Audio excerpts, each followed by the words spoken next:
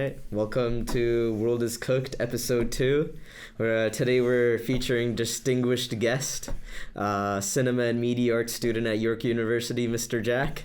That's me, cinema and media arts. Guys, thanks for having me on. Absolutely, man. So is the world actually cooked, or what's going on here? It's definitely cooked. Okay. But it's not to say, like, still try to do what you want to do, you know? For sure. This world is cooked, but doesn't mean you have to be cooked either. Yeah. Do what you want to do. You guys don't vape? I can vape, yeah. I'll take a hit. Oh, man. Ooh. Oh, Take my it. God. You got a pro vapor. Bad habits I'm instilling. Okay. Yeah. But yeah, I mean, we're talking about, like, maybe nowadays our generation, like, we're coined as not being as ambitious, but I don't think that's necessarily the case. I think maybe there's a bit more nihilism going on nowadays because the state of the economy and it being a lot more volatile and competitive than it was in the past, housing markets being a little tougher or being more competitive, and obviously lower access to supply. Just all of these sorts of things, right, going on affecting our lives. But at the same time, I think the point that Dylan is trying to drive home is that it's still worthwhile pursuing your endeavors. Absolutely. And with you, right now, obviously you're trying to become a director, trying to become actor, trying to do all sorts of different things. I mean, why are you trying to do these things? I'm pretending to be a wrestler at York. Pretending to wrestle. Yeah, I'm cosplaying as a wrestler. I mean, like they say, it's a tough economy, for all of us, but I don't think it's as bad as we think it is. Mm-hmm. It's just a little bit bad. Yeah. But that's not the important part. The important part is, why do you want to become all these things, right? Every other job, to me, is unfulfilling. Or it's like, I guess you could say it's a bit of an ego thing. Mm-hmm. Like, I wanna, but I don't think it is. Like, I think, like, I wanna, when you watch a movie, you get a certain influx of emotions. Mm-hmm. Or at least the director is trying to take you on an emotional journey. Yeah. And he does this almost like it's a type of math. There's a mathematics to it where he sets up a structure. And the structure changes every time, it varies every time, but it has the same idea. There's a setup, there's rising action, climax, a conclusion, and if a story's done right, all of them come together and it just makes sense. But what the landscape now is, not all stories have a beginning, middle, and I mean, they all have a beginning, middle, and end, but how you get there is really changing, and it's just really different. They view a story structure much differently than they did 10 years ago, Mm-hmm. So let's say you start working on projects in the future, right? Like, would you use the generic Hollywood formula that we have right now, or do you have plans to deviate from it? I like to deviate, but there's a certain point where you have to ground yourself. Because it has to make sense, right? You can't tell a story. No, and so a lot of the time, I mean, some people start at the end of a story, and their whole process is, how do I get to this end I had in mind originally? Yeah. But some, like Tarantino, I guess, says he wants to start doing it the other way, which is really interesting. He wants to start the story at the very beginning, mm-hmm. and then go to the end. But what he does now, apparently, is he starts at the middle or the end. He feels once you've reached the middle point or the end point, you already have your story. Mm-hmm. But, I mean, it depends on, who you're talking to. Tarantino is not end-all, be-all. He's one director. There's a lot of styles. But he's certainly, that guy's fucking weird. But he's weird in a good way. Oh, yeah. I mean, all the foot stuff, right? Yeah, all I'd the love Salma to Hayek. Is he one of your favorite directors? Yeah, for sure. Nice. He puts, what's so interesting, Dylan? He puts, and Stefan Euron at gmail.com. So it's so interesting about him because he worked in a film store when he was probably about my age, 19 or your age, a little older, and this store didn't just sell movies, it sold pornos. Oh, I didn't know about that. Yeah. So he passionately talks about pornography If you really get him on an interview like this kind of format, he'll go in depth about pornography and stuff. But it definitely influences movies, and that's what makes him so unique. I think is that he brings in somewhat erotic elements, and he mixed it with blood and violence. Really sick shit. Yeah. You Well, know? what did you want to get into movies? You know, what made you aspire? Definitely my brother, but you know, also like you said, tough economy. I mean, when you're a kid and maybe you don't have so much money. I mean, like I don't think any of us grew up in a super rich household. So I mean, one of the ways to entertain your kids and to entertain yourselves for a fairly inexpensive way is to go to the movies every once in a while. Maybe once a month you take the kids to the movies. It's a huge event, you know, but I mean, that's not like that anymore. I mean, we have streaming services, so I mean, no one really goes to the cinema anymore. You know? Do you want to make it worthwhile going to the cinema? Yes, absolutely. So you're part of like the Absolutely. revival of it, yeah. But I mean, like what? I don't know. Because I'll be honest, I have no idea what movies came out recently, man. Right.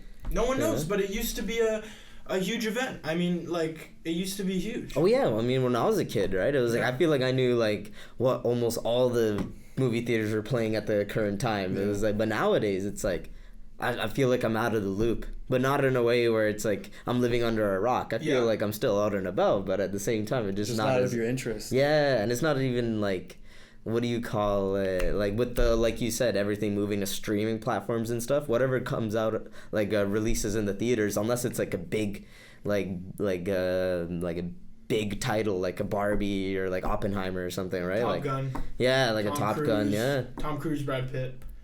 You know. Yeah. Like sure. unless it's one of those, it doesn't make the like media as much, you know. Yeah.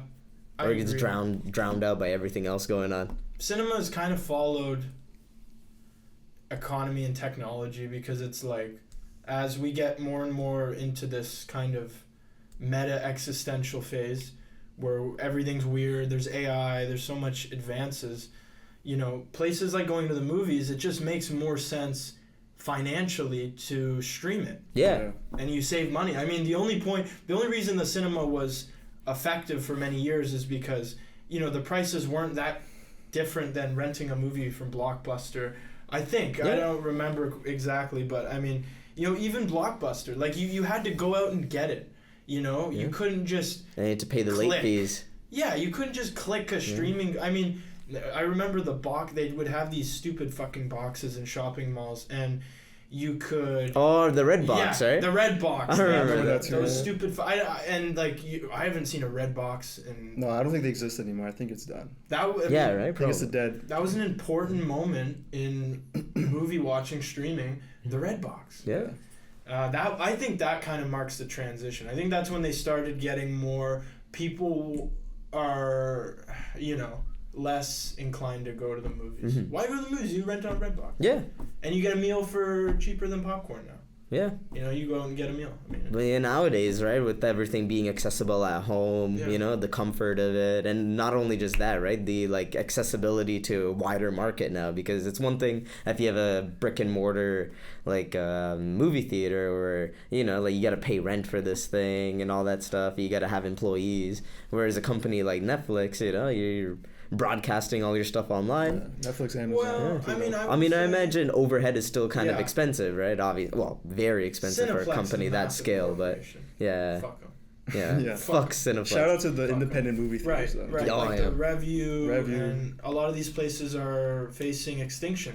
Actually, I think the review's okay. I think They're they had an okay, issue yeah. with the landlord who was like this old fuck that just wanted to like charge them way more than they actually needed or wanted to for Is that the. right? What was the story behind that? Was it like the landlord was trying to drive them out by jacking I I up think the that's rent? what it Or- was. Yeah, that's exactly the case for that. Well, you can make the connection to Doug Ford and Doug Ford giving little kickbacks to his or I guess cronies. the Yeah, I other mean, way you never around. construction, right? Yeah, Because construction. yeah, if we want to get super political, which we can. We're putting it on the record. Yeah. We're going I mean, after Doug Ford. Well, I mean, the big thing nowadays that's going on is a condo development, right? Yeah. In Where's the Toronto, it's been a Ontario market Science forever.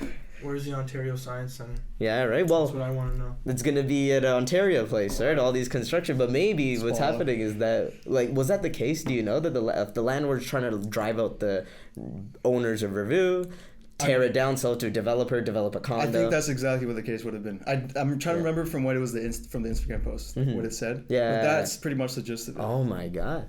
That guy's. I think he's been their landlord for a long time. Really? So it's like he probably was trying to get sold out in some way. Probably maybe. From like maybe like a condo developer was like, hey man, we would love this land. Yeah, this is a good spot. I mean, like. Yeah, I'm glad they won the fight because Review is like, it's always packed. There's always people going to that place, and it's like one of the only good ones in the city. In my opinion, yeah, like it has such a nice homey feel to it when you're there. The difference between the Review, people always ask me. By people, I mean the other person in the Chatterbait call. But no, I thought I saw you somewhere. Yeah, okay, that makes sense. Nice to see you again. Oh my God, this is awkward. Yeah. but the biggest difference, metaphorically, between the place like the Review and a place like a big corp like Cineplex is, you go to the Cineplex to get a blowjob to a shitty movie, but you go to the Review to actually watch art. Exactly, right? Like a real good movie. But yeah, I mean, if you just want to, get a blowjob or whatever, you go to Cineplex because who cares? But the Review, I mean, that's where art's made for sure. That's a space dedicated to art. Yeah. No fucking degeneracy. I mean, I've never heard of a blowjob at the Review, but. I haven't either. Maybe a hippie gone wild kind of thing, One of the like hippies the like to frequent ones. there. Yeah. Like the reserve nights. Yeah. The reserve nights. Someone booked the space for an intimate night. Well, I gotta ask you this. What was the movie that you saw that made you, like, that inspired you to wanting to pursue this field, right? Well, I will say it's a good question. To me, there's a huge difference between, like, movies you watch when you're younger or in that stage where you haven't quite made movies yet, or you're thinking about it and you go, oh, this is what I like this. Yeah. And it's big budget, like a Tarantino. Even though he started out low budget, I mean, he's really talented. It's luck too.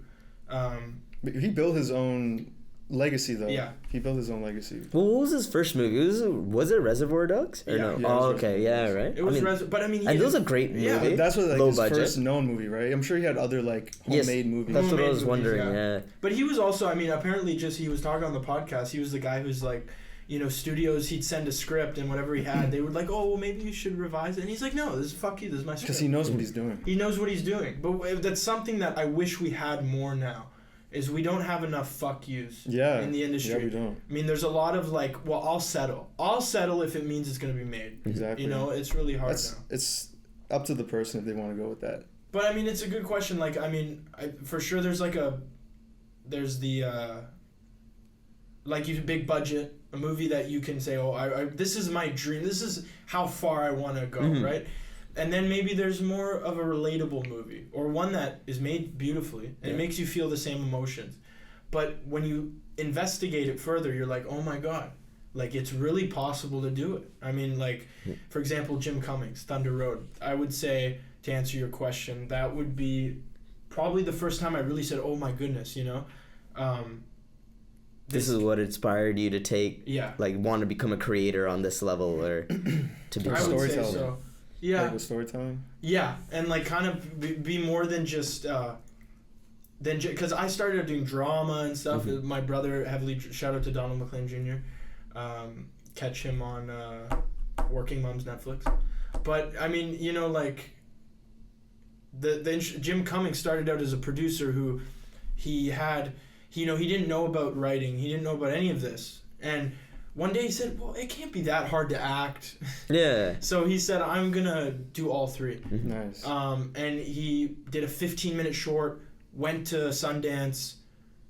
They gave him financing to turn it into an hour and 30 minutes.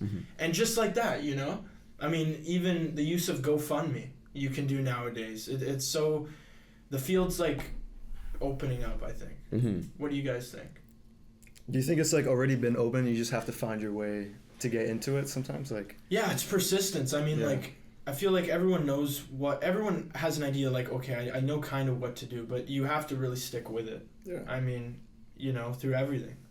Yeah. But But would you say that, I guess, compared to the past now with all these advents, like more like diverse ways of getting funding, accessibility to sponsors, yeah. whether it's that or even just like the means of getting equipment, because imagine now it's a lot easier to get equipment, the necessary equipment to make projects compared to like maybe 30 years ago. You right? don't need as much, certainly. I mean, you don't really. I mean, you the first movie was filmed on an iPhone with $300,000 of equipment backing the iPhone.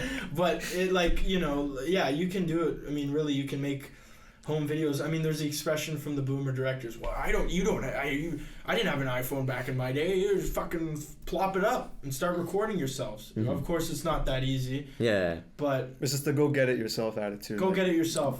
I mean, determination will. We're in the showbiz, baby. It's a capitalist business. And, you know, you need capital to make projects, man. So Spend people got to be money. Yes. But yeah, I'd say like Thunder Road by Jim Cummings, shout out. That's like, if people, that was the movie. You know. Well, what was about it? What about the movie inspired you? You know, like, was it the frames? Was lower budget, but it didn't look. I mean, but the fact that it was just that good of a movie. He showed that the story does not need to have to be extravagant per se. I mean, simplicity is usually the best form of art, right? Yeah, no, I agree, because it's like, you could have it be over the top, but if it goes over people's head, right, especially the primary message you're trying to drive, then what's the point of making that movie? Yeah. Maybe for the ones that pick up on it. Yeah, that pick up on. I like those kind of directors sometimes too. Yeah. The ones that's like it goes over your head, or you pick up on everything, and it's like the more actually elaborate on it, cause more like subtle, elusive directors who make films where it's like.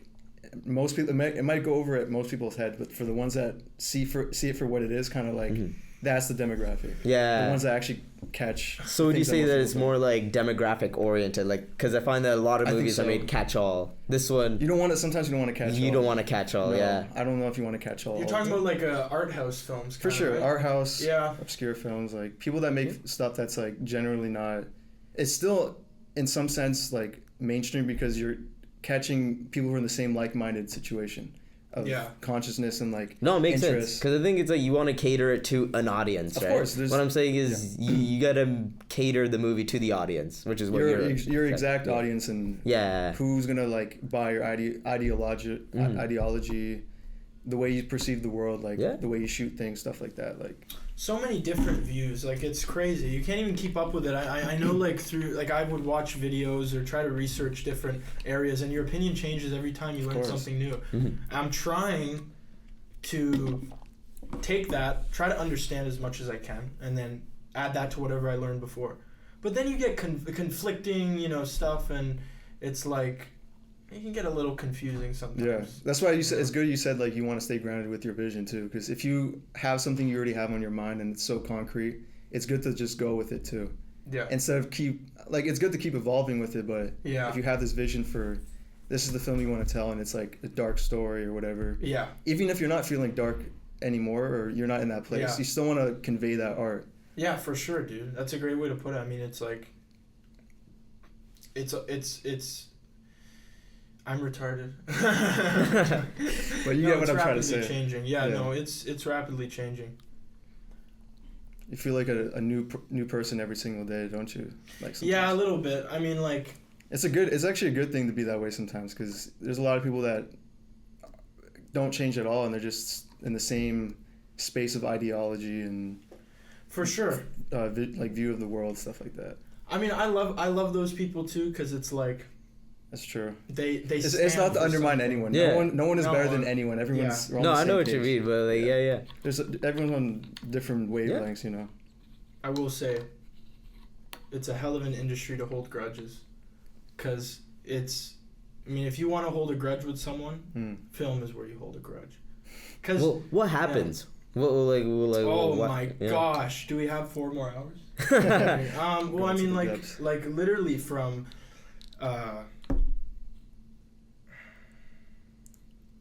How much is someone willing to stretch for a project? Like, there's a huge disconnect between the director, the guy doing cinematography, the actors. And I imagine like your motivation for wanting to go forward depends on what you're being paid, right? And if there's a discrepancy, imagine people are gonna get upset, right? Yeah, pretty much. I mean, but maybe that's more when, I mean, I haven't been on, I've only been on a few sets. Mm-hmm. Definitely, if we were to rank me based off of street knowledge with this stuff, I mean, I'm definitely more art house than right now at least. But I literally sometimes I wake up and I go, can I do this? Is this possible? Mm-hmm. So constantly changing. Absolutely. Yeah. But you're still the same though. That's the thing. Like, you're still who you are. Yeah. At the end of the day, nothing changes that. No. And what happened on the, like, because I want to dig into more of the drama stuff. Okay. I gotta again. I know you produced that big movie last summer. Yeah. Right. Like, what were the things that you encountered there that just were like, what the fuck? I thought that. Okay, I want to lay something. When you're making a movie, I was making a coming of age story based loosely off like what I grew up with a little bit. So, naturally, I wanted to use people that were from my life that maybe we could put in front of a camera and see what happens. Very optimistic. Very optimistic. It's hard enough to get a crew that you pay, and I mean, with your friends, I mean, if you guarantee everyone beer, some sandwiches, some weed, I mean, people are just gonna come anyway. I mean, hopefully they take it seriously. Yeah. So I mean, one of the things I ran into was scarcity. I had people that were scared to try this because it wasn't as safe. Like, there was a chance that things would go wrong because it's less planned out. We have the days, we have where, everything like that planned, but in terms of what's going to happen in each scene, I mean, it can change so quickly.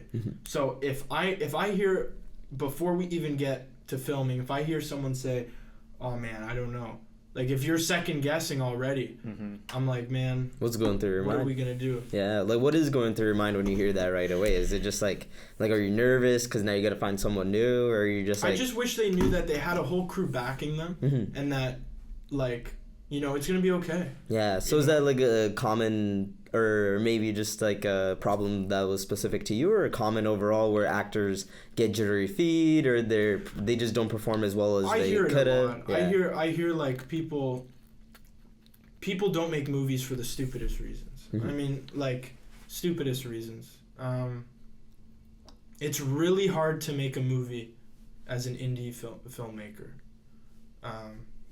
Yeah, the odds are against you in every way. Yeah. Well, and then because it's a lot harder to procure like equipment, right? The necessarily mics, and cameras and all that, which you managed to pull off. I imagine that in and itself was difficult. But in terms of dealing with personalities, was there anything else? No,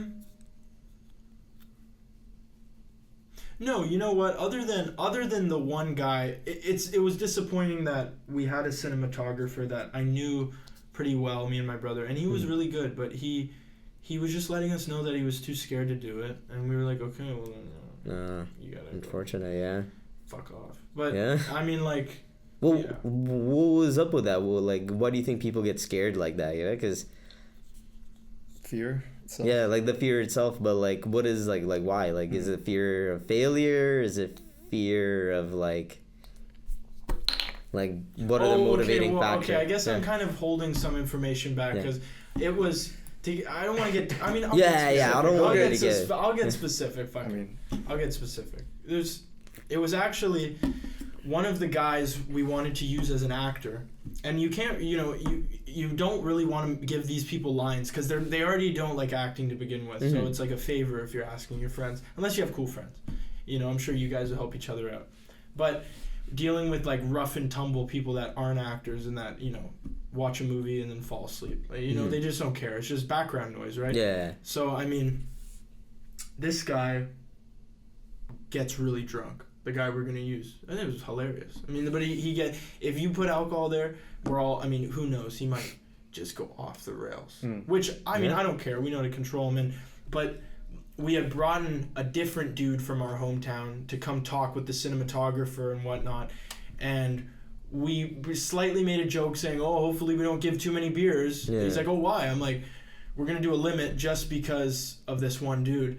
And he was like, dude, I don't think we should do it. I think there's a compromise in the movie. And like this one dude, he's like, yeah, man, like what if he starts fighting? Yeah. I was like, well, there's like 4 or 5 of us. Yeah. And he just didn't want to do it. Detain him. Oh, this idea, he was from Oshawa. He literally was so scared by the thought that this dude might sabotage the shoot. And I'm like, bro, you can always just ask people to leave, you know? But that was his particular problem, was one dude. And we didn't even end up using these people. I used a different set of people, and it went fun. That's another thing. Your script will change so many times. So the guy got scared, like the original like cinematographer guy got scared because of like the different personality. Like you think it was, the different personalities. Yeah, that's a good. Maybe some of them more volatile than others, I guess. Yeah, I mean that's. It's just a safety concern, I guess. Yeah. Like it wasn't even. Yeah, you don't want to himself. Safety concern, exactly. I'm in it for the thrill, you know. Jack's about it. Yeah. About dealing with crash outs. Yeah. Or potential crash outs. Yeah, that's another story of childhood. Yeah. Oh man, coming up, you know. Yeah. Well, in the schwa, man. Well, like in Oshawa, I never grew up in Oshawa. I don't know what it's like. You gotta tell me, man. There, man. Yeah. Sounds like what is it? It's well, not just a tough place, but it's a place that makes men. You know.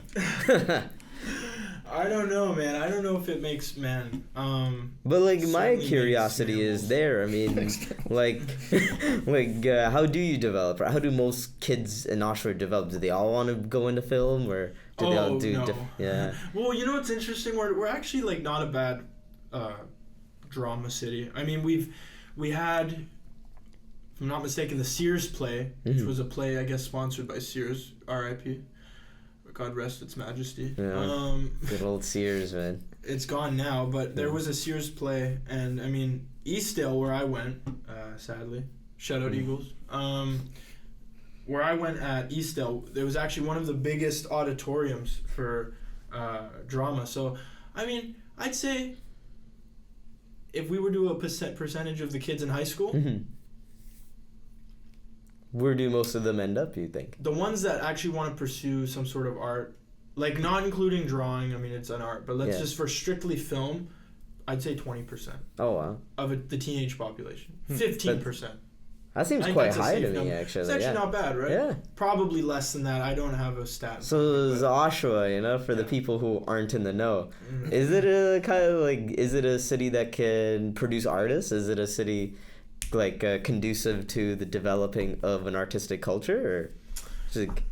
have you guys heard of Daniel Caesar? Yeah, I know. Okay, Daniel Caesar went to Eastdale. Yeah, he went to my school. He went to Eastdale. So I mean, far and few between. There's even a movement now from old people that used to be in gangs at the school are now starting up the rap scene in the west end of Toronto, trying to book out these little venues.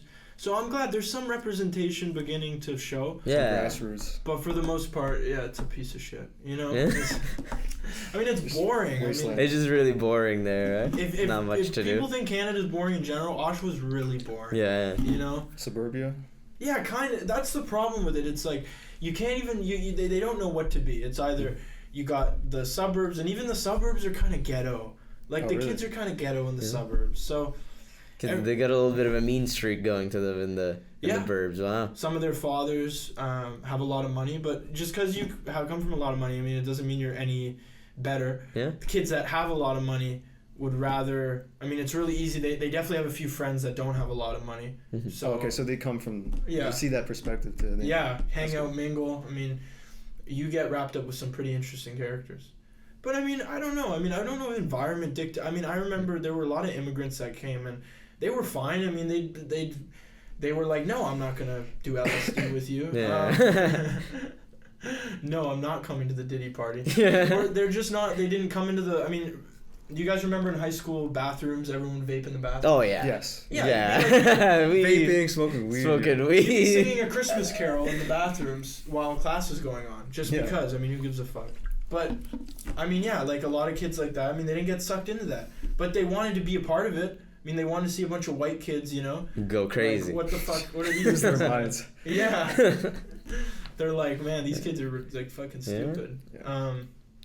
Yeah. But that's what you think environment dictates how you end up being? Yeah. Sometimes, but I think you're right too. It's like who you're influenced by, like. Yeah. I think environment plays a huge role, right? Because think about it like this: you are what you're surrounded by. You know, if you're surrounded in a horrible area where there's not much to look forward to, right, or something where it's like lacking a lot of resources, odds are you're probably not gonna meet your potential, right? Yeah. My curiosity was in Oshawa, since you are venturing in this field and like producing films. I was wondering if this is a thing in Oshawa or if it's very just specific to you and you're like an outlier, you know? Oh, you mean like someone like wanting to produce films in Oshawa. Are you an outlier? I feel like an outlier, but you know, to be fair, I didn't really hang out with a lot of kids that were. I mean, I was in drama. I mean, I took drama twice one year. I mean, I was really fucking lonely. I mean, you take drama twice in 1 year. That's sad. Well, you did grade 9 and 10 or something? I think. Sorry, I think either grade 10 or 11. I did it in the first semester, and then they were like, "Hey, do you want to do it again?" And I said, "Yeah." Oh. I mean, why not? Yeah. I mean, I didn't. I wish I did anything that, else. man. Yeah. Drama was probably one of the more fun classes that I had in high school. That's where I met my girlfriends. Yeah. Drama class. Yeah. Well. So it holds a special place. Yeah. So let's talk about this, man. York. You know, now you're fast forwarding a little bit. Now you're a student at York, and do you find that let's say a younger person were to ask you advice. They want to ask you in particular, should I come to York for cinema and media studies or film production? Is it worth it? Do you think that this is an environment that can produce? Are you allowed to run away in this scenario? Yeah. Sure, whatever they want to do, whatever they end up doing. I think you don't even need to go to film school. Yeah. I mean, I'm sure it's been told so many times. I mean, I feel like if you go for film here, if you go to York particularly, you're one of two people. You're super focused, and you're gonna take in all this knowledge from the theory classes and the hands-on classes. But that's the problem. You may not get very many hands-on classes. Yeah. You might have to do a lot. It's gonna be all on your theory own. and essays and all this sort of stuff. Yeah. It's a very academic way of approaching film. Yeah. And if you don't get into the specific film program, that only takes like a barely 3-5% of the applicants. I mean, I mean, our film production program here. It's pretty prestigious. It's hard to get into, and I mean that's But your time studying here, have you found that it's helped you in your endeavors, or? Yeah. I think so. I mean, even if what you're doing right now, you're like, okay, well, this doesn't exactly get me somewhere. This doesn't propel me anywhere per se. It kind of does, because it at least makes you reflect on what you're doing on your own. Like, do you think that you've learned, whether it's perspective, skills, something, like, it's been a positive being here? Yeah, I mean, I've met a lot of different people, but I mean, I have to say, I think hanging out with people who aren't in the industry is actually a little more beneficial than hanging out with people that are in the industry. Really? You gotta explain that one. I think you gotta separate it. I mean, it's business and pleasure, right? But if your whole life is business, which is the arts, I mean, you tend to be around these people who are very fucked up. Yeah. I mean, if you're an actor or you're a writer, I mean, you're just a little bit fucked up, So, I mean, if you're around a little bit fucked up all the time, art-wise a little bit fucked up, you might become a little bit of an egomaniac or something. I mean, that's what I think. So I think you can learn a lot from people who aren't trying to be artistic. I see what you're saying. I like that a lot, actually. You're keeping yourself grounded, Yeah, I guess. it's keeping yourself grounded. Yeah, where, I always like to go back to Oshawa. Not anymore, as I'm getting old and tired. But when I used to, I really liked it, because, I mean, they didn't know that I was, like, really taking in this aura, but... Yeah, like people that are totally separated from that world can be your biggest inspiration. That's so true. Yeah. I feel that. I feel like you gotta take a step out to see, the trees from the forest kind of thing. Or else when you're just inside, isolated the whole time, You think the people that kind of, like you said, industry people resent the ones where they're making films but they have no technical knowledge about it. Like they know what they're doing, but they don't go to school with them and they're not in the same... You mean like people who don't go to film school that have to do it on their own? Yeah, exactly. Well, I guess that's like the biggest... I mean, if I'm going to advocate for going to film school, the biggest advocation I could give is networking. For sure. Yeah, that's pretty much the only reason you would really need to. I mean, you learn anything you learn in film school, you can research on your own. But again, it goes back to structure. Are you gonna do this on your own? Just like someone's got to teach you how to study this shit. You know, like how you look at it from different lenses and stuff like that. It's true. Yeah, the thing is, I guess, is there a resentment for people who make it on their own in the industry, or are people judged? Like, I mean, like, I would totally, if I made it, if I made it on my own, all my friends went to film school and I didn't, and then I became like Quentin Tarantino. Yeah, I'd be like, you guys are fucking, you know, yeah, so stupid. Mm-hmm. But yeah, I mean, you know, for sure. Yeah, like, is there like a superiority complex in this industry where it's like, let's say, you know, like, oh, you went to this school for film production or something like that. Like, are you like do people judge each other depending on where you went to school? I mean, it's really so far from a job application. Like, let's say you want to do a film, or you want to send in a script, you want to be acting on this certain film. You don't come to them and say, hey, I got a BA in cinema and media arts, you should cast me. You know, unless you went to the Juilliard. Juilliard, yeah. You know Juilliard, right? Fine art school. But even then, like, you going to Juilliard doesn't necessarily mean that you're going to get picked more than the other guy.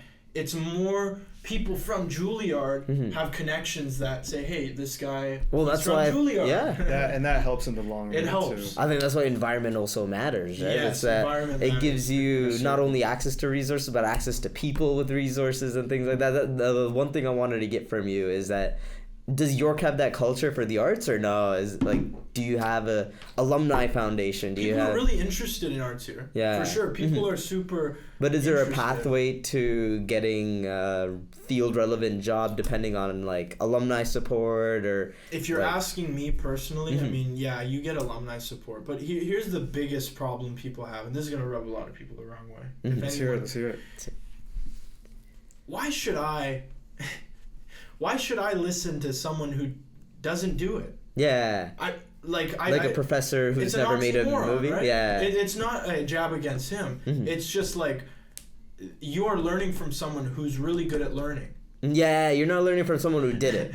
Yeah, and that's not a jab at them. I mean, it's like okay, if I don't know. I know Matthew McConaughey teaches a class, but I mean, the vast majority, let's say you did maybe put like a really famous director and you had him run a class at York. Right, like a lecture. Everyone would go to it. Absolutely. I mean, it'd be a great class. But is he going to guarantee that you're going to become the best? No. It's like 300 kids in the class. I mean, nothing can Maybe guarantee no one. Yeah, that's true. Maybe no one. Because just sometimes, there's no one that has that kind of... But there is resources here. I'm gonna say they have newsletters. You can go to these industry talks, and you can talk with alumni. And so I guess there are trying to facilitate like real how do you call it? Yeah, people, networking and people trying to get jobs after the fact. You know, you're not just here writing essays pointlessly for 4 years. No, not. But obviously with York, it's not Juilliard, right? So it's like there's no there's no alumni support where you have people that are specifically trying to look out for Juilliard students. Yeah. Right. Like I don't remember the. You know what though? I really wish I would remember his name. But we've had a few guys come out of York that did their own thing and were really creative. So again, it's a numbers thing. Yeah. I mean, how many people out of these people are gonna make it? Yeah, very minimal, I think. Yeah, minimal. F anyone, right? You could statistically put an X on me, right? You could, but it's like all the directors say, fuck you. Yeah, exactly. Because the thing with statistics, probability, at the end of the day, they're just chances. It's not for certain, right? I mean, that's why we see people from.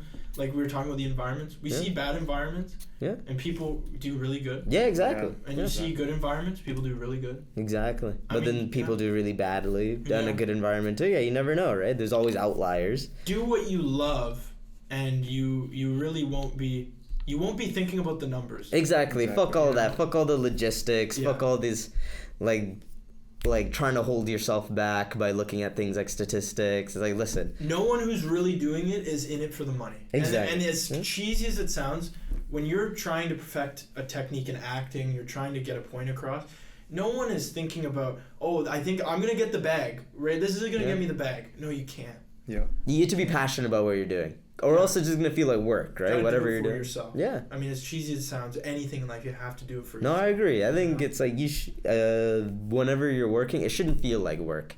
If it's like a meaningful career, you know. Yeah. Unless obviously sometimes you gotta work to pay the bills and feed your family. I'm not judging people. Obviously, I'm not gonna hop on my high horse here. Yeah. On the soapbox and start preaching about everyone should be doing something that they're passionate about fully for that reason. It's actually a luxury. Time, I feel like it is a luxury. I think it's a privilege. Not everyone can do it. It's some kind of like birthright, I swear. Because there's a lot of people who are so, like you said, like you're inspired by people who aren't in like creative scene or whatever it is, but their whole life is like some kind of performance, if that makes sense. Like they're living their life and they don't even know that what they're doing is kind of like, it's like some kind of art to it. Only a filmmaker can see that. I mean, right? Like people who don't care about movies don't go, bro, this is like really inspiring me, you know? Yeah. But I mean, like, we are inspired every day by our friends in some capacity. I mean, we say, oh, that was really admirable. So I guess everyone's an artist in a way. Yeah. I mean, I know you, Stefan, you are teaching very soon. Yeah. I mean, you're already in that process. I'm already in the program. I got 1 year left before graduating. Oh my gosh. It's crazy. I can't believe it. I know, right? So fast. Crazy, right? Captain of York. Captain of York Wrestling. The soon most to be consistent gone. York Lions wrestler of the decade. Yeah, right? No, really. I think a round of applause. I'll take it. I'll take the applause. applause. Exactly, right? Oh, man. You know, they should have done more for me at that last year's graduation thing. I think so. I think they should have had, like, retired my singlet, you know? Like, they should have had a plaque on the wall in the drafters, pulled it down. Yeah. I don't know, man. I'm like under... Like LeBron, you would say. Hopefully one day LeBron gets his... They retired his number yet? No, I think once he's done playing. Yeah. But you know what? They should do it a month after he stops playing. Wouldn't it be funny if they just never did it? No, LeBron's number is going to be retired. The Raptors. No, Jack. Oh, actually, you know, it could, because LeBron used to smack Toronto all the time, right? Yeah. 2018, 2017, 2016, whatever. So, you know what? I did propose the idea of having a LeBron statue in City Hall, yeah. The Skyhook? Yeah. Could be like that, right? Why not? The guy sunned our city for so long, man. Spanked Toronto. Actually, yeah. I don't know why I'm disagreeing with that. I agree. LeBronto. I'm just disagreeing because it's LeBron. Yeah, just because of LeBron. By default. Let's talk about this, guys. Do you think LeBron has read a book? Yeah. Of course he's read a book. Well, has he read like from a front very to, like sophisticated book? Yeah. In terms of like what it consists of? Yeah. I don't know. I think he's maybe like a very... he's probably like a better Dr. reader than me. Seuss. I'm not a reader at all, so Yeah. I'm not even going to put myself on that, but... But like, what do you think of the extent of LeBron? His intellect? Yeah. Or like He's maybe read like biographies and shit like that. But is he reading like occult knowledge books and like... You know, Secrets of the Universe, probably metaphysics stuff. I don't know. Probably not. Do you think Savannah was the first girl he had sex with? I don't know, right? Because did they meet in high school? Yeah, I think so. Yeah. It's Akron, Ohio. Yeah. Not many people. I think it might be the first person he's ever had sex with. You just stuck out there. Classic. Wait, he's that kind of guy? He had one girl and that's it? It seems, I mean, if you're that focused on fucking hooping. Yeah, right? What time do you have for other things, right? Yeah. That's fair. And I imagine his life seemed fairly linear, right? Because it's not like he had like deviated from the path. I mean, straight from high school to the NBA, right? Been playing in the NBA ever since. You think he was born for this? Like his whole, even before he was conceived, like this is what he was. This is LeBron James. Yeah, this is the destiny. I mean, it could have been. I mean, because it's so hard to like put that onto him because at the same time it's like. He was destined to be the king. I agree with that. I think that's a great... Well, I don't know about king, but he was destined for greatness. The king of knowledge. He was destined for greatness. Yeah. Other than that. He has such a, like, fascinating story. Like, yeah. I can't lie. Akron, Ohio. Is he the most fascinating story in the NBA? Nah. There's some interesting... That's fair. I'm saying it's just... I think Adam Silver is the most fascinating. What cave did he come from? Yeah, right?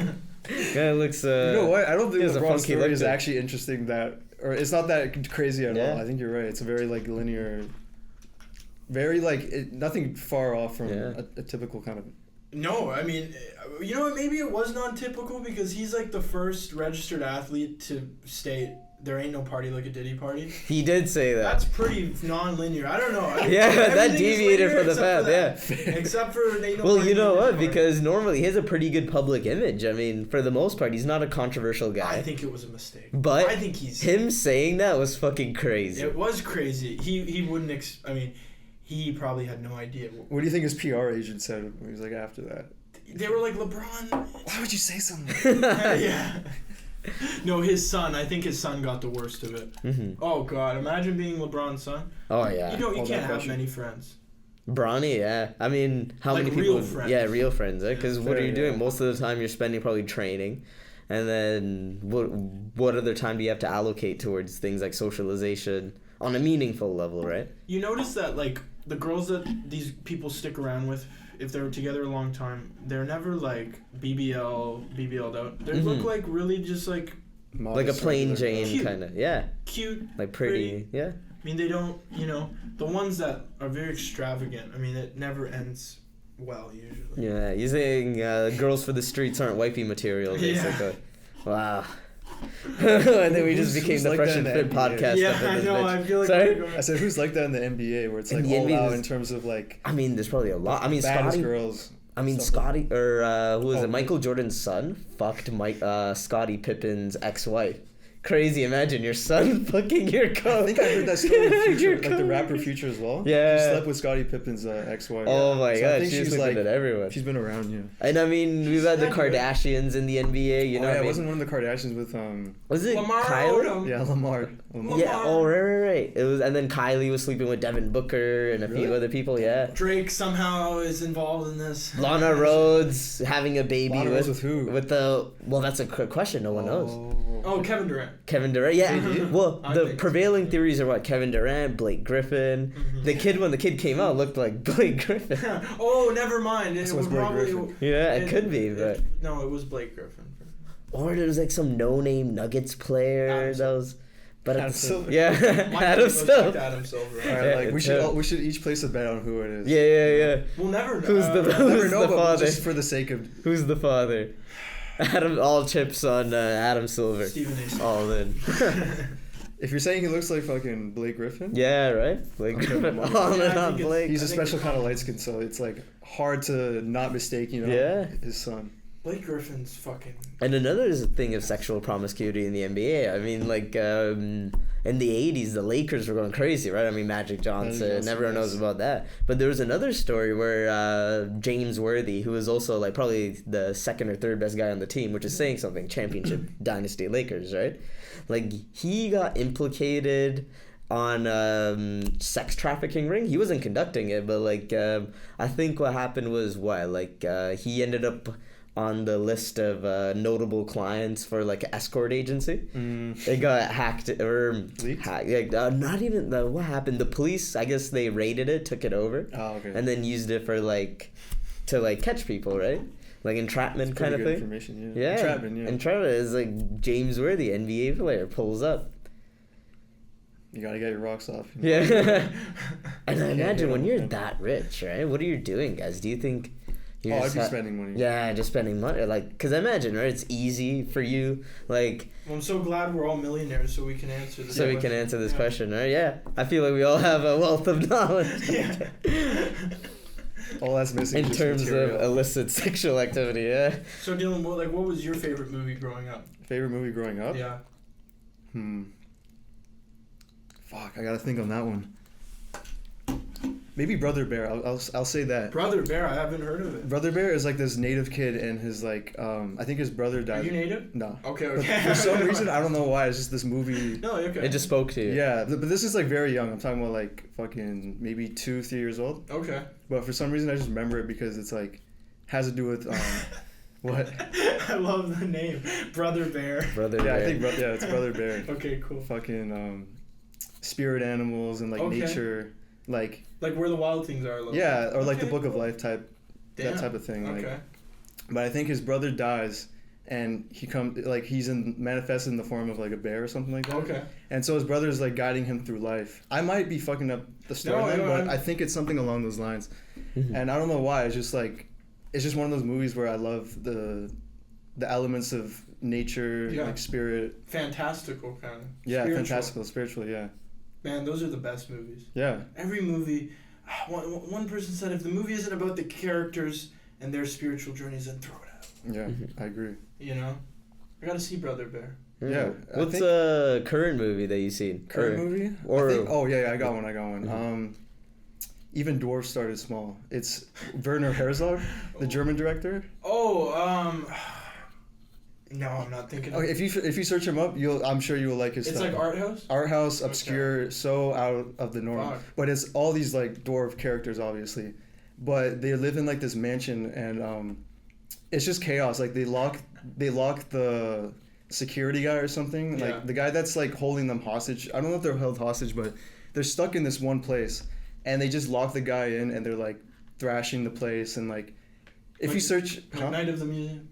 Something like that, but it's just dwarves and like they're just, I don't know, it's just like so interesting. Like, what was like the big was there like a big message in the movie? Or? Not really. That's what I think it is too.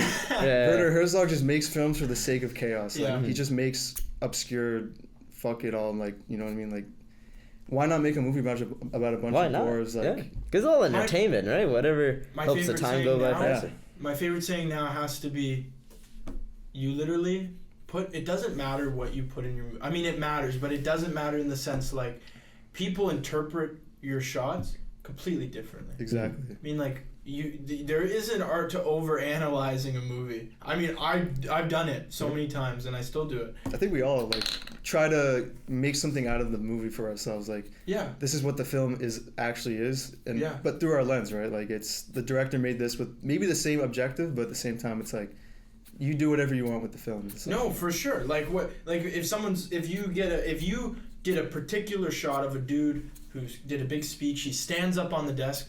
I mean, how could you not pull like a Dead Poet Society kind of thing? Yeah. He's standing up for something. Look at the height differences. He has more power. Like capitalism. It doesn't matter. Like your movie, if it has a heartbeat, it all kind of means. It all comments on a little aspect of the world. So I think not being scared, for sure. Yeah. And that's what, like that director you're saying, what's his name? Werner Herzog. Werner Herzog seems like he doesn't makes movies for himself. He does. He's like, this looks fun. But that's the thing, like if you make it, maybe the idea is that if you enjoy it or if I enjoy it, others will probably enjoy it too, right? I think he's coming from that perspective. And it's not a film where it's like, it still makes sense in some way. Mm-hmm. There's still like this like objective with it. It's like, just watch it and make out whatever you want with it. Okay, I'll have to. It's on YouTube. It's free. I wish we could be like, pull that up, Jamie. Yeah, pull it up, Giselle.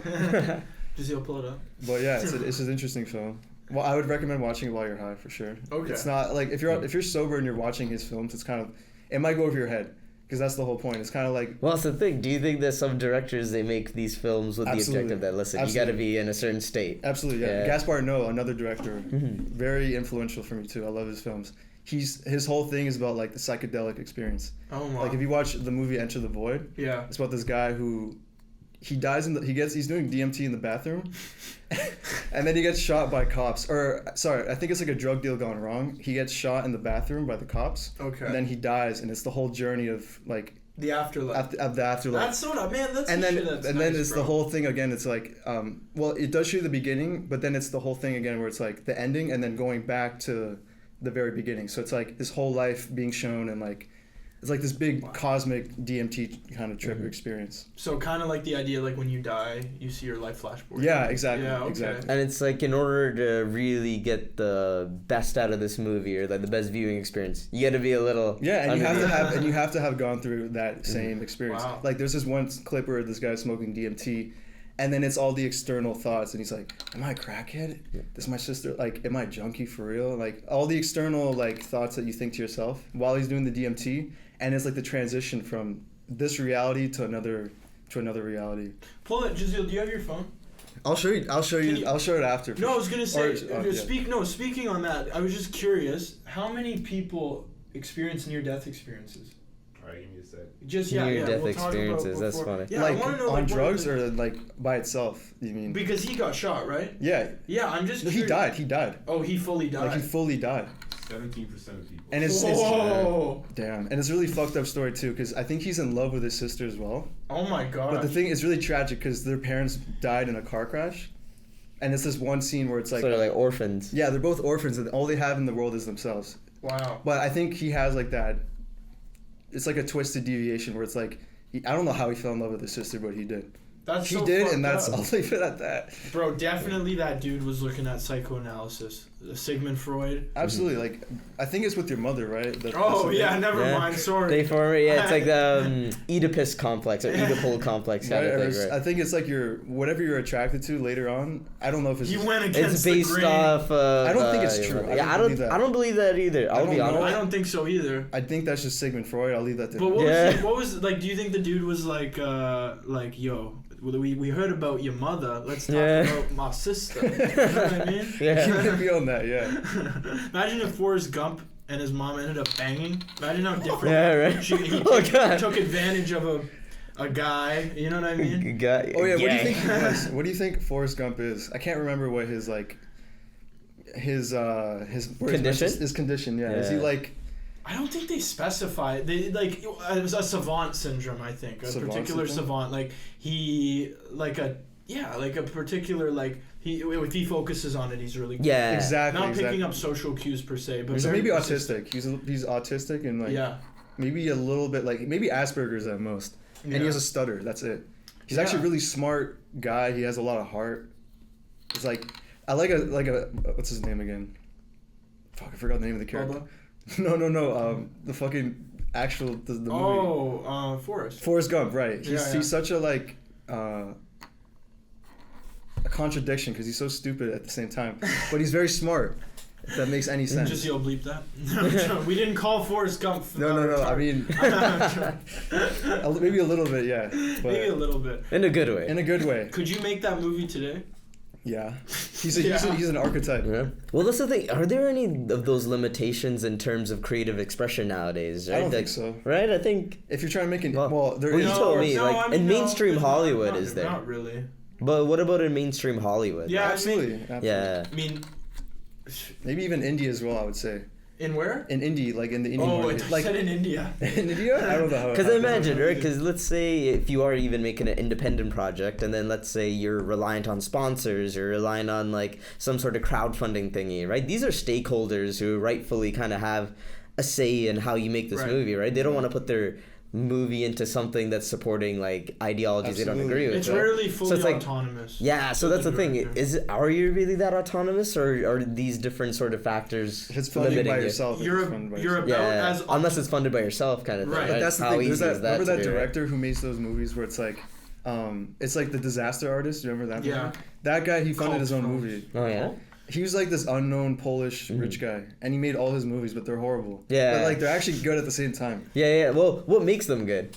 because they're so like So non-linear, random. like Yeah. they're so different. It's like But not everyone can do that. That's no, the he problem. had that though. Yeah. And I guess not everyone would understand the concept either. But I guess it's like No, what you're I saying. think- It's I an think, yeah. enjoyable like experience. Experience, yeah. Which is all that matters. It right? is. It's because like it's not. He has everything he needs. He has the cameras, the characters. It's just like the writing and like the timing of it. Yeah. It's not technically good. Yeah. like- Exactly. It's not like there's probably not as much of a coherent story structure, you would say, or The like script's kind of stupid. The script's The stupid. Yeah. dialogue is just He's not like real. he's like, hey Mark, how's your sex life? Or some Oh, shit hi, like- Mark. Oh, hi Mark, how's your Hi, sex Mark. life? I did not hit her. It's not true. Yeah. Oh, hi, Mark. Yeah, something like that. Yeah. So yeah, his scripts are like very. it deviates from Hollywood heavily, I think so. and in a good way. I well, guess. unintentionally Yeah. maybe. Yeah, and he didn't like again Uh-huh. like you don't. He actually wanted to make it. Oh really? Yeah. He just wanted. I but think he it just actually came- wanted to be someone in Hollywood. Mhm. He had like that grandiose ego to himself. I think he was on. there's Autistic? He's on the theory, right, spectrum, I Tommy? guess, yeah. Was he or no? I don't know, but I would say he might be on the spectrum because he's so different. Like He got he's- into a big car crash. I heard. Oh he really? did? He got into like a Okay. car crash, and that's how he got all the money. Oh, so it's like Oh insurance. no! Wait, so Yeah. that's how he funded his career. Yeah. Yo, Jack, let's go get hit by a truck right now. Can you Guys, check that's how that you get your Giselle? money. Yeah, guys. Tommy Wiseau, right? Crowdfunding 100%, yeah. idea. Can you check if Tommy Wiseau where he got his money from? Because, yeah, it was a mystery in the movie. Like, he was wondering... Are we good for time? We got 1 more minute. All right, okay. 1 more minute. All right. Perfect. Let's start. We'll leave it up on that. Yeah, where did Tommy Wiseau get his fucking money, man? This is interesting. Let me in on that. Yeah, right. I mean, maybe guys, we're not gonna actually do that. No insurance. Yeah, no, we should reach it, bro. I should. Yeah. This is not financial advice, guys. We're not advocating for you to. If you are, do it at your own. Yeah, at your own risk, you know. At your own risk, commit insurance schemes and whatnot. Do what you can. Slip in, Jimmy. But I think absolutely, like once you get money from other people, if the project becomes less you. Mm-hmm. Unless you're for like sure. It has to be, right? Because like realistically, man, like no one wants to look bad funding a project, so I guess you're gonna be really limited not really limited, but limited in terms of how you could execute your vision. In the short time, I have so much more awful experiences to go through before. But we could leave that for another day. Yeah. Right? We'll leave that for the next one. Yeah, I'd like to come back. I mean, if you guys have had... Oh, of course, right. I'd like to come back. You've been a great guest so far. Thank you. Well, yeah, so I guess... We'll have more ground to cover next time, for sure. The one thing I want to ask before we leave is, is there any advice you'd like to give for an aspiring person in the film industry? Yeah, what'd you tell the next man? Would you tell them, come to York? It's okay to not be fully prepared. So like it's not okay to be fully just prepared. To be specific, what I mean is when you're acting out, you're writing, it's good to be nervous. I mean, it's like if you're always, I'm gonna mess up. Oh, that's good. I hope you mess up. You should learn mess from up. Failure, right? For sure. I mean, you write it, you go, this is it, and it probably isn't it. But you got to keep that same energy that this is it. Yeah. This is the film right here. So if we were to boil down your finer points, the idea is basically have that go-get-em attitude. It doesn't matter. Bank on yourself. Yeah, bank on yourself. Fuck the odds kind of thing. Just because people can't see what you're doing right now, it doesn't mean it's not valid or worthy. So would you say that you're really learning in the process of doing it rather than... Yeah. And I think that's the best way to do anything in life, man. I say just fuck it, because at the end of the day, what's holding us back? Maybe our confidence and our abilities, right? Mm-hmm. I say screw it. If you're not capable, at least try it out. If you fail and you really don't want to try again, worst case, you just failed at something. Have the ambition. Have the ambition. Have the ambition. Because best case, you learn from all these things and you grow as a person and grow as a person who's trying to execute their vision, right? Or... participate in whatever field they want to. The strongest mentality. We're talking about film in this case. Like, you want to go home, no one's stopping you. I mean, I'm sure you heard it from all these UFC fighters. Mm-hmm. I mean, if you want to be here, great. If you don't, and you won't always. Just to end this, you won't always want to be there. Mm-hmm. There's days where you're like, oh, this feels like a job. Yeah. But tracing back to your root to where you were so genuinely excited to do this bit. Or to act this out, or to show this to someone, you want to get back to there. Yeah. Yep. But sometimes it will feel like a job. So it's always like, just tough it out. If you love it, you love it, and you know that you love it. Find that glow. Yeah. That made you want to do it. I agree with that. How do you keep it alive? Maybe actually. Well, is it tracing? Question. Yeah. Well, that is a good question. How do you keep it alive? Well, was it in that answer that you just gave where you trace back, like on those really tough days where you trace it back to why? Why do I want to do this? Your why, right? I mean, yeah. You're classically my why. Mm-hmm. But I mean, there's just little things. Like, it doesn't even have to be related to art. Or sometimes it's you see how other people work, or you see what your alternative is, and you're like, oh my God, why am I complaining? Like, I want it. Like, there's nothing else I want to do. Mm-hmm. You know what I mean? So this is what you want to do. And then you get excited again. You're like, I don't have another plan. This is my plan, you know? But yeah, I feel like I have so much more to say. I think next podcast we're going to go crazy. So much, yeah. This is part one. Part one of 2. You heard that first, folks. All right, I think with that we could say we're done. Catch you on the next one.